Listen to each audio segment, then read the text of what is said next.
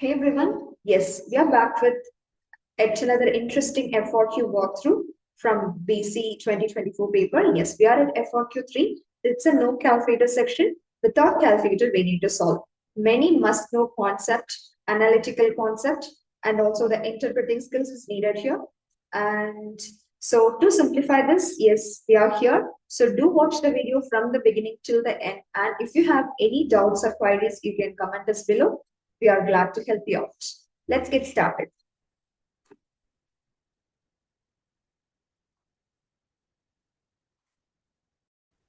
So yes, this is from no calculator section. Without calculator, we should use our analytic skills here. So the depth of seawater at a location can be modeled by the function h that satisfies the differential equation given. dh by dt is half h minus 1 cos t over 2, where h of t is measured in feet and t is measured in hours. Hours after noon. Okay, so after noon, so noon is considered as t is equal to 0. It is known that h of 0 is 4, which means the initial height. Now, first thing, a portion of the slope field for the differential equation is provided here. Sketch the solution curve which passes through the point 0, 4. It's very simple. Here is that portion. Okay, your solution should pass through 0, 4. So where is 0, 4? This is x is 0 and this is 4. It's provided, right? So just trace that part of the curve. So it goes like this, like they are just tangents, right? So you just follow that. That's simple. Very easy part A here. Now moving to part B. Again, same thing. Now for 0 to 5, it can be shown that h of t is greater than 1. Find the value of t at which h has a critical point. Okay. So determine whether the critical point corresponds to relative minimum, a relative maximum, or neither a relative minimum or relative maximum of the depth of seawater at that location. Justify your answer. So very simple. For this time interval 0 to 5, h of t is greater than 1. So we have to find, is there any critical point? If yes, that critical point is maximum or minimum or neither. Very simple. So critical point condition, we're going to apply dh by dt is 0 or undefined, right? So let's start. dh by dt equal to 0 to find the critical point. They provided that. So you put half h minus 1 cos t by 2 equals 0. Without calculator, half is not 0. So h minus 1, they said h minus 1 is not equal to 0. Why? Because h is greater than 1. They have given. So this cannot be 0. So only possibility is in this expression cos t by 2 equals 0. Okay, from this we can find time t. So cos t by 2 equal to 0. We know this relation or the fact cos theta is 0 when theta is odd multiples of pi by 2. That is what we're going to apply. Odd multiples of pi by 2. So theta is equal, that is instead theta we have t by 2 equal to odd multiples of pi by 2. Of course, we are not going to consider negative things here. So it can be pi by 2 or 3 pi by 2 or 5 pi by 2 like that. Okay, so let's go with when n is 0. So t equal to t by 2 equal to, if you consider it's pi by 2, t equal to pi. So you should check whether your t value lies between the range. They expect 0 to 5. Okay, pi is around 3.14. Yes.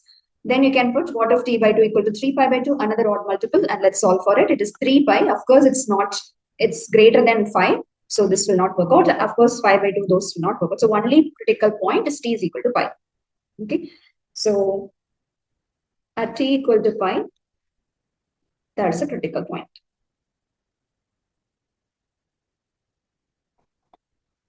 That's simple. Now, whether it's relative, minimum, maximum. Okay. So in this relative minimum maximum, we use sign diagram around a critical point. So at pi, there is a critical point. So you check the sign. If it's positive, negative. Positive means it's increasing, negative means decreasing. So it's maximum, right? So in other cases, if you got minus and then plus, so it's decreasing and then increasing. So it is lowest point, minimum. If it's no sign changes, like pi minus minus means like it's going down, going down. So it's neither. Plus plus is also it's going up, going up. So it's neither. So of course we need a sign change. Based on the sign change, either at plus to minus or minus to plus, we will classify. Okay, so this is the reference. So I'm deleting it. Let's start working out. At pi, what is the sign diagram? Like, let's make a sign diagram for dh by dt. Okay, dh by dt, we are making sign diagram. So after pi, if you give some value, After 5, you can give 2 pi maybe. Let's take easy points. So let me give 2 pi here, and here I can give pi by 2. So you evaluate dh by dt. dh by dt is half h minus 1. Of course, this is positive. This is positive. We are looking for sign, not the value. Cos t by 2 will be cos 2 pi by 2 cos pi. Right? Cos pi is negative 1. Okay. So something which is negative. So 1 by 2 is positive. This is positive. This will be negative. So overall, it's negative here. So check the sign for to the left of pi. I choose pi by 2. So you will get again positive, positive. Check the sign for cos pi by 2 over pi over 2, which is cos pi by 4. Cos pi by 4 is 1 by root 2, so positive. Overall, everything is positive. So now we got positive increasing to negative decreasing. So at this point, we have a critical point and it is relative maximum. So finally, we can write it up. Relative maximum at x is equal to pi.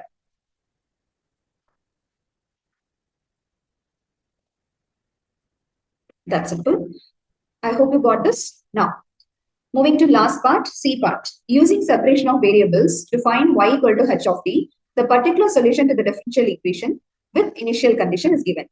Okay, so we're going to use separation of equation. How separation of variables? Yes, we have two variables, h and t.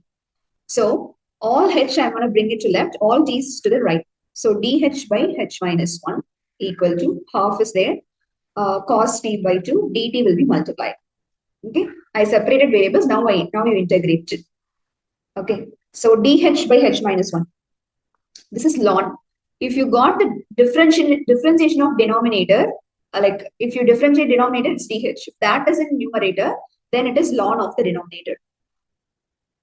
Okay, ln h minus 1 equal to half cos ax differentiation. We have to go. So sine t by 2 divided by that coefficient. So t by 2, like when you differentiate t by 2, it's 1 by 2. That is in the denominator. And plus the constant of integration. For both left and right, I'll make one constant here.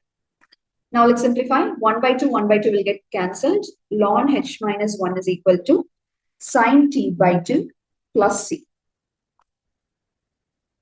Okay, now you need h is equal to, right? You have to make y as a function of h of t. So taking e power on both sides. So e and ln will get cancelled. H minus 1 is e power sine t by 2 plus c. Now we're going to do this e power sine t by 2. You know this rule, right? E power a plus b, if you have e power a into e power b. Like that we can do. Okay. This way you can do. And e power, we have sine t by 2 into e power c.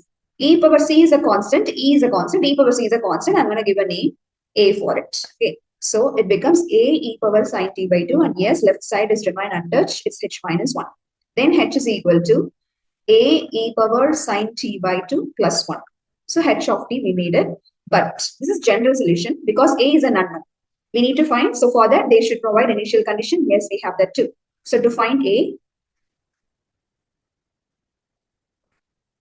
you can plug in t, like they provide h of 0 is 1. H of 0, sorry, let me check, is 4. So you have to plug in 4. Right? So that is very simple. Here we go. So 4 equal to a e power sine 0 by 2 is sine 0 plus 1. And this implies e power sine 0 is 0, e power 0 is 1. So a plus 1 equal 4. And that implies a equal to 3. And that's it, you got your 3. Now this general solution is turned into particular solution. H is equal to 3 e power sine t by 2 plus 1. This is the final answer. Okay, that's a simple thing. So it is from the differential equations. We covered slope field and then using variable separation and also critical point relative maximum here. Yeah, thanks for watching. I hope this helped you understand how to approach this problem on your AP exam. If you found it useful, give it a like and check out the rest of the FRQs in the playlist. Yes, we can meet in next video very soon. Until then, keep learning, keep practicing with us. Thank you.